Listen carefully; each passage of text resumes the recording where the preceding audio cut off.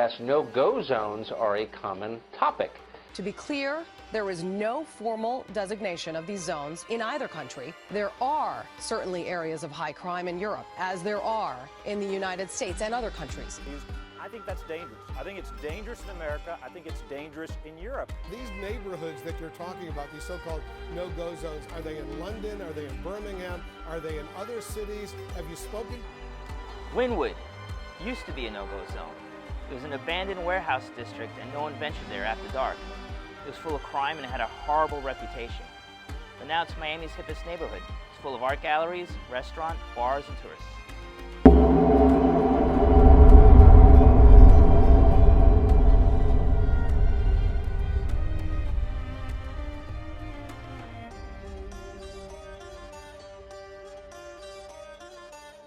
When one thinks of the country of Syria, what comes to mind? أحب أن أصير بدولة الإسلام في العراق والشام وأقاتل معهم لأنهم يحبون أن يقاتلون المرتدين والكفراء. What if I was to tell you that Syria also consisted of this?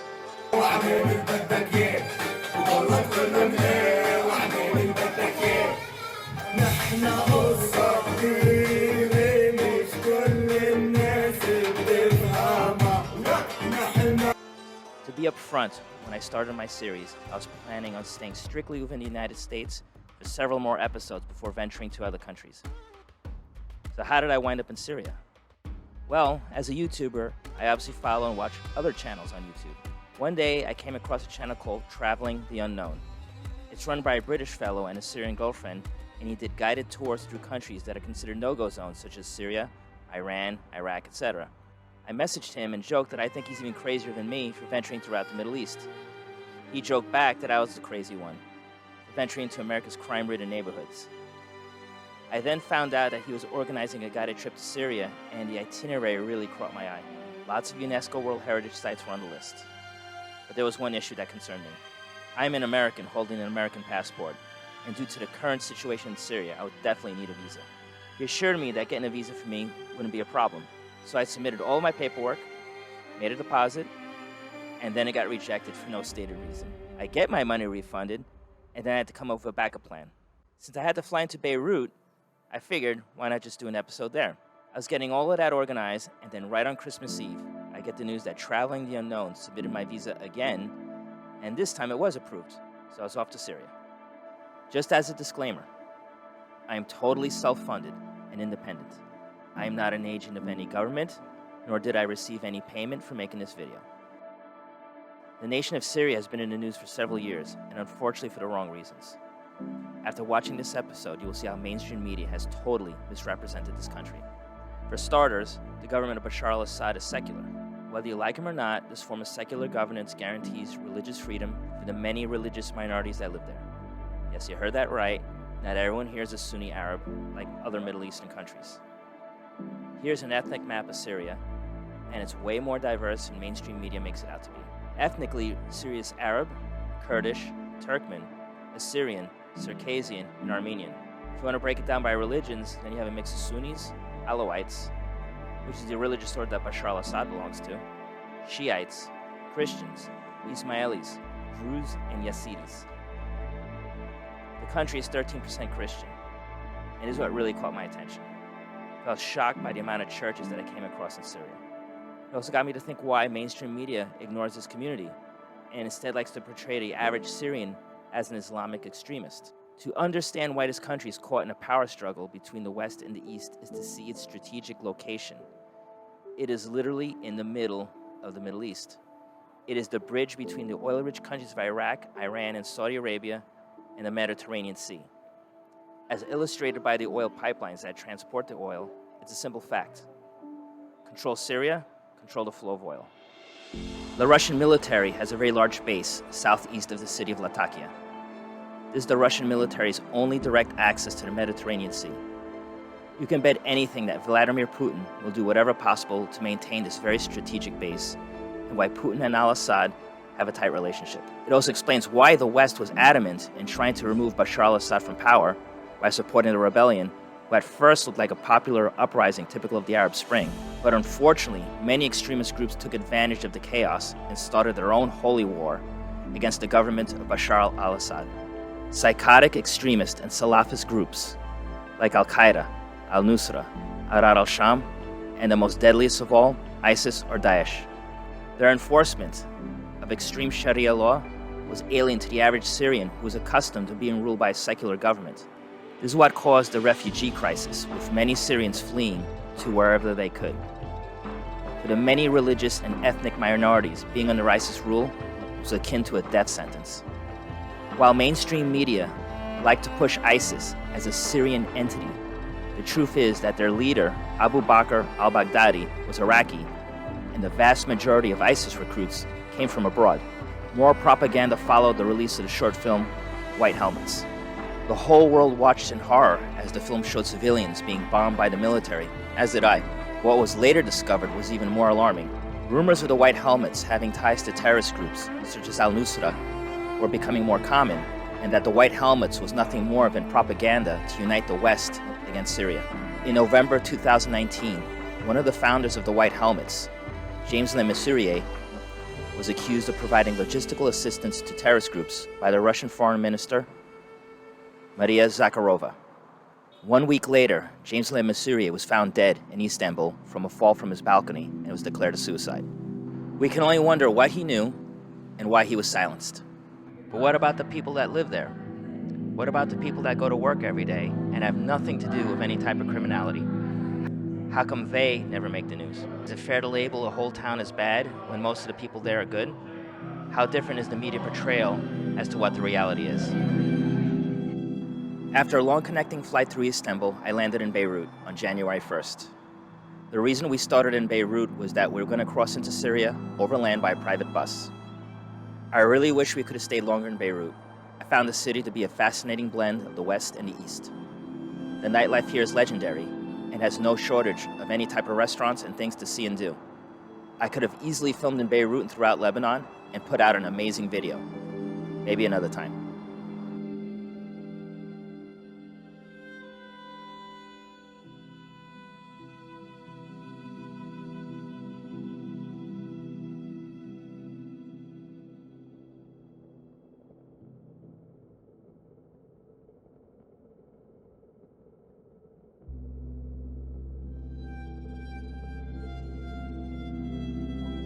I met up with my tour group in a pub in Beirut, and I was pleasantly surprised on how amicable everyone was. After several servings of beer and wine, it was time to go to bed and start out our trip to Damascus the next morning. Upon arriving to our hotel in Damascus, I was pleasantly surprised at our lodging. It was the Beit Zaman in the Old City. Great staff and a central location, I highly recommend it.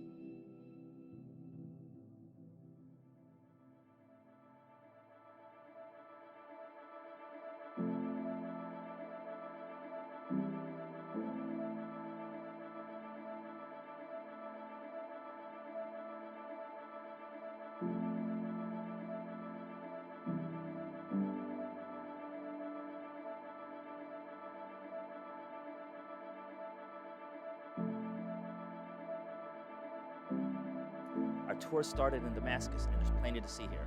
The highlights included the Azam Palace, Al Hamidiyya Market, where I tried the world-famous Baktash ice cream. That venue was featured on Bizarre Foods, by the way, and the Umayyad Mosque. Very beautiful. Okay, thank you to visit to me, and happy enjoys. Thank you. Oh, thank you. Shukran. Okay, good luck, sir. Oh, sorry. Oh, okay. Okay. Oh, yeah. Oh, no problem. Okay. Okay. Shukran.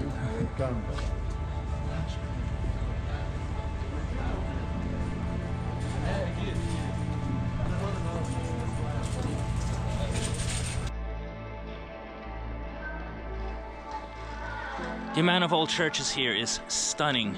This is beautiful. I like to say that word, indubitably.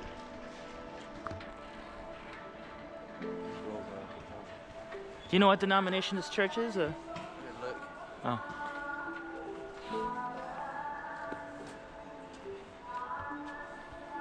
Catholic, maybe? Greek Orthodox. Oh, Greek Orthodox. Okay. So that's an odd.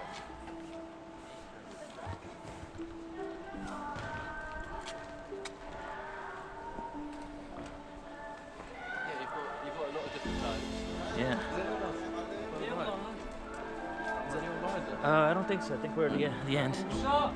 And right here is a mosque next to it? Okay. What does yellow? Yellow means it kind of signifies the beginning of an action. So I hear a lot of people say that. Yellow, let's go. Yellow. Well, it can often translate to come on. Come on, let's go. Okay. Yeah, I hear a lot. Some people I hear. And this restaurant looks pretty cool.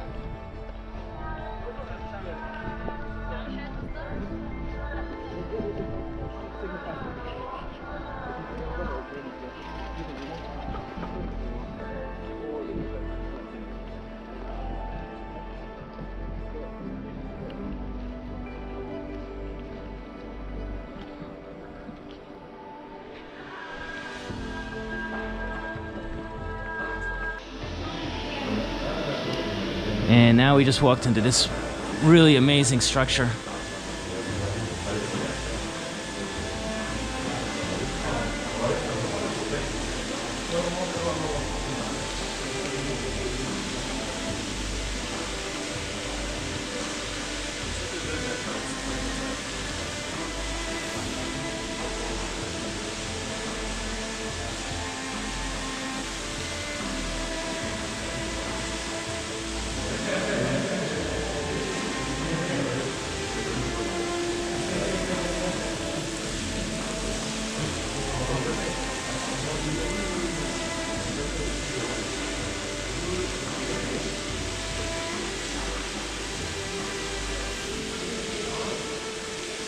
GoPro, stop recording.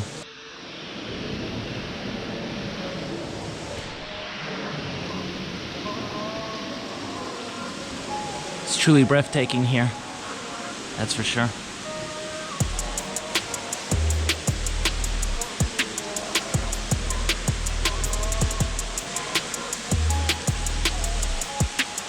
How you feeling, Noah?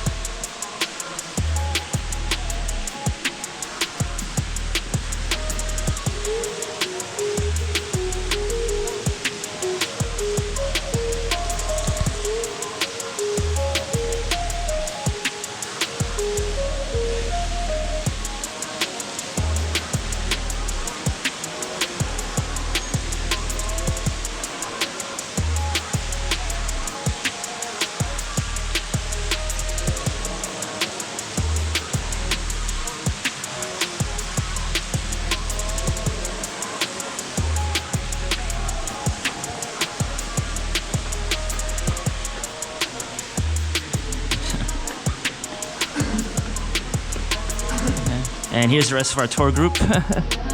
Hello.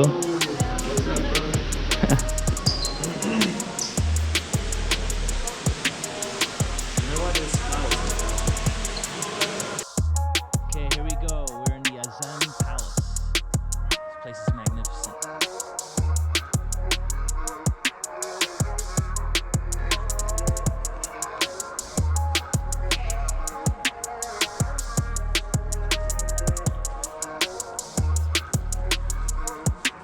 This was the main residence of whoever owned this palace.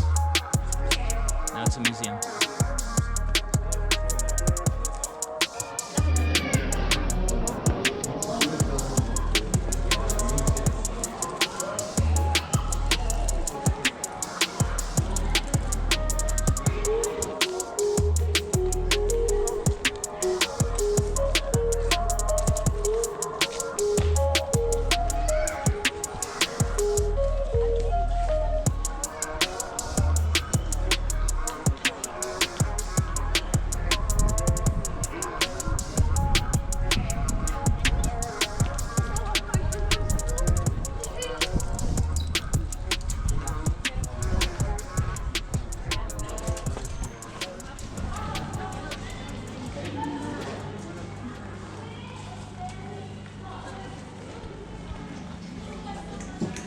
Place really is amazing.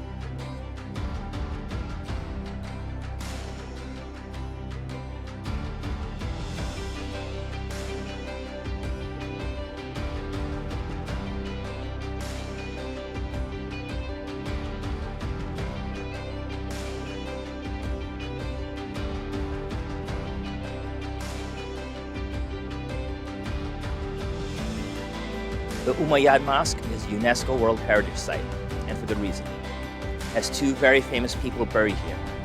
The first being St. John the Baptist. Both Christians and Muslims are welcome to pray here. Just for the record, I am not Muslim, but I was made to feel welcome.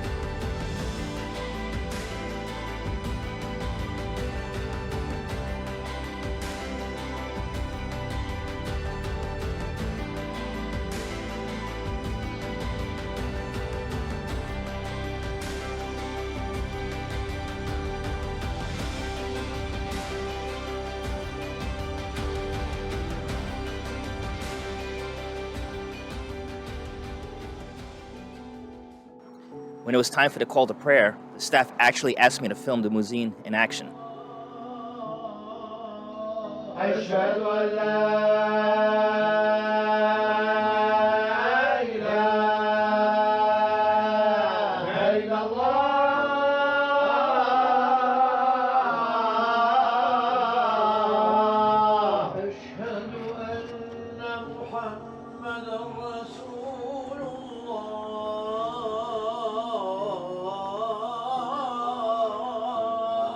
أشهد أن محمدا رسول الله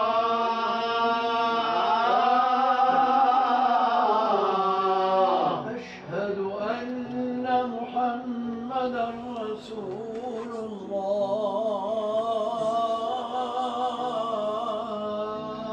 أشهد أن محمدا. The second famous person to be buried here is Saladin, the famous general who went up against Richard the Lionhearted during the Crusades. He was known for his chivalry and his brilliant tactics on the battlefield. One of my favorite films is Kingdom of Heaven, so this was special for me. Later on that night, the tour group and I hit up Damascus nightlife, and I could have been more pleasantly surprised.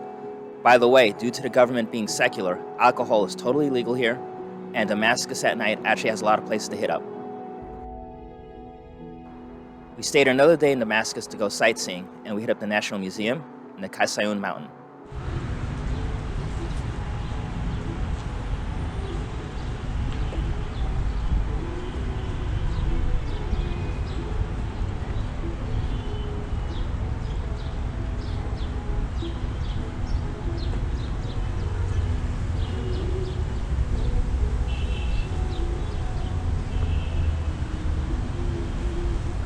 To get up that mountain is an adventure in itself.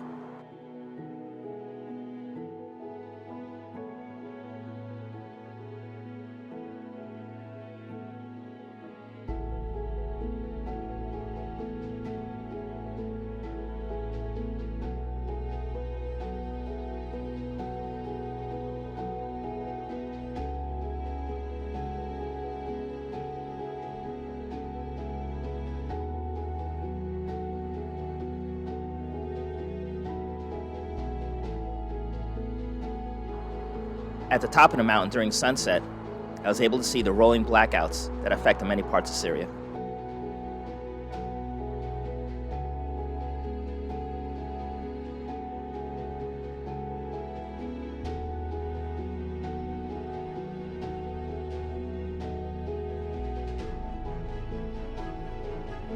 Within my tour group, I met another fellow American. His name was Noah from Texas, and he was on a quest to visit every country in the world. Another American here, Noah. Hey, what's going on? Noah has a million stories to tell, so definitely gonna hear them later on. Yeah, there's more stories than I can remember on how many times I've almost died. This crazy guy has traveled to how many countries? 146. Jesus Christ. Hoping to finish them all. Dude, I'm cheering you on. Anyway, I mean, the old city of Damascus, it's really something to see.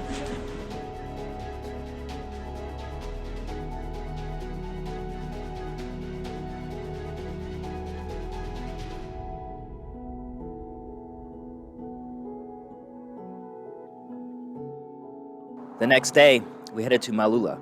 This is a town inhabited by Christians that still speak Aramaic, which was the language of Jesus. On the drive to Malula, we drove through some of the suburbs of Damascus that were heavily bombed during the war. It was the first time that I saw destruction like this in my life. It made me realize that this is as real as it gets.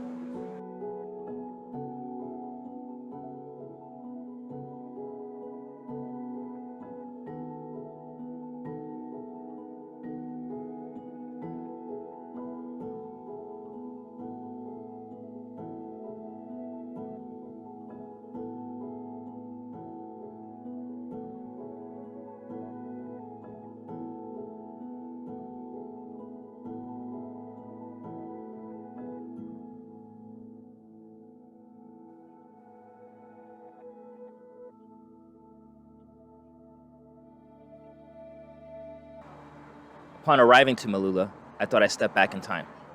The churches here are really historical, and there's a story behind the main church here, which is St. Tekla. In September 2013, this town was overrun by the terrorist group, Al-Nusra, and they kidnapped the nuns here and held them as hostages. In March of 2014, they were rescued by the Syrian army.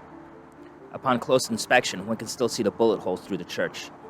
It's a miracle that this town is still standing and once again open for tourism. By the way, we came across several Russian soldiers here, but we weren't allowed to film them. Zavi, our guide, was given a Russian badge from one of the soldiers, so that's what we're discussing here.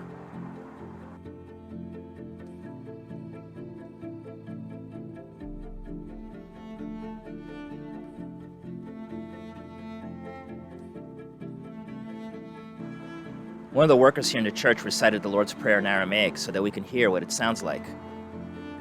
Only a few towns in Syria still speak this language, so I considered it a privilege.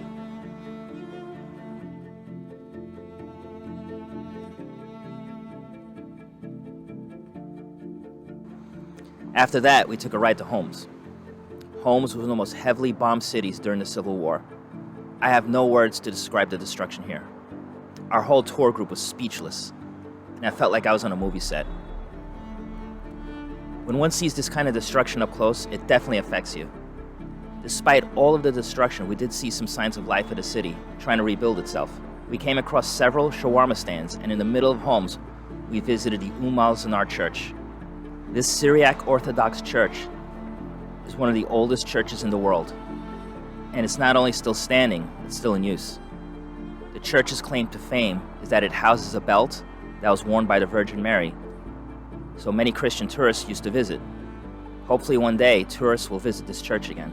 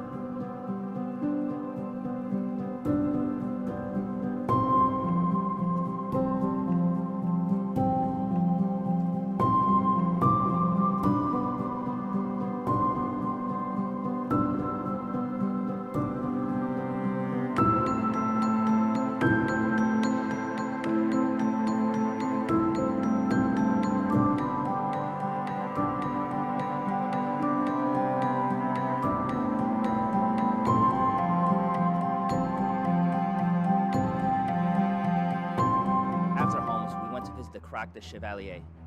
It's an amazing Crusader castle from the Middle Ages, and it's obviously still standing and open for business again.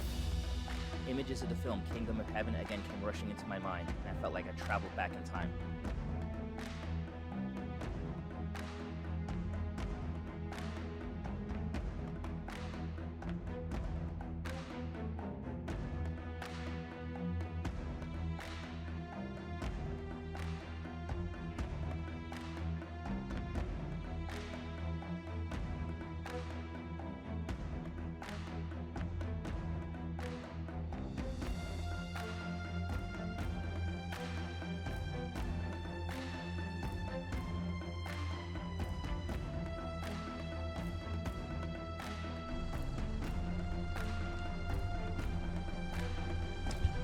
By the way, this is who made this whole trip possible. I'm going to be talking to him later, so we're going to see how I wound up here. So it's going to be... yeah, absolutely. I can't thank you enough for inviting me to see this. Mate. I mean, this is incredible. Thank you for coming. No, please. I don't know how you guys did it, but it's really... you're going to learn a lot more about him later on. This is the end of part 1. Please stay tuned for part 2.